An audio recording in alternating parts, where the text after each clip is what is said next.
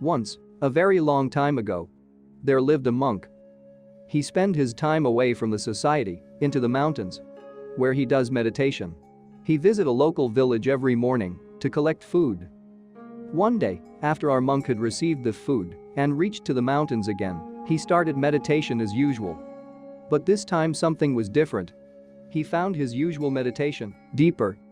His concentration became so great, our monk sat for a very long time and did not notice the large snake coming closer and closer. Our monk was absorbed with so much concentration that he had become as still as a tree. The large snake didn't even notice the silent and still monk who was meditating as still as a tree. All he noticed was a nice warm sleeping spot in those monk's robes, all draped around his crossed legs and in the sunshine. Our snake snuggled into the monk's lap and fell fast asleep. An hour passed like this, with our monk in deep meditative concentration and our snake fast asleep on his lap.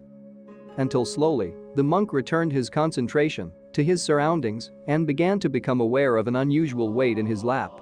You can imagine the surprise of the monk as he saw down into his lap. As bold as brass, a very large snake had curled up in his lap and fallen fast asleep. Fear grasped our monk. He instantly closed his eyes and started meditating again. He calmed himself and remembered his training. All things are impermanent and forever changing. And knew without a doubt the snake would move on again. And so he stayed in meditation. But our snake was very comfortable and didn't want to move. He stayed where he was fast asleep. This went on for many days, until even the villagers had started to notice the absence of their monk and decided to pay him a visit. The villagers came with food and offerings, and as they approached they noticed the monk sat silently in meditation.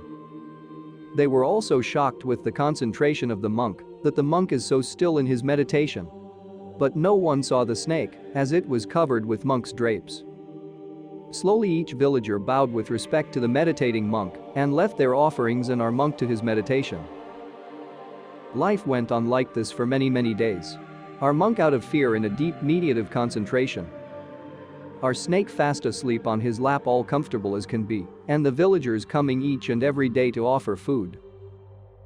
And finally, our snake found himself hungry and so uncurled himself from the monk's lap, stretched his biggest stretch, he went off in search. Our monk also slowly came out of meditation. But something had changed deep within. He had sat for many days in complete absorption of his mind. And he was now able to see as clear as a river the processes within our minds that cause humanity so much pain and suffering. He had attained enlightenment. He had experienced for himself the true impermanence of all phenomena and the attachment to everything which causes our sufferings.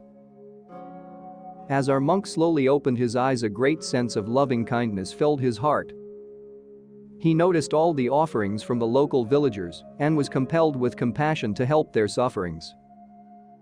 He packed his small bag and started the walk to the village, where he stayed and taught for the rest of his life the root causes of our sufferings and the way to enlightenment.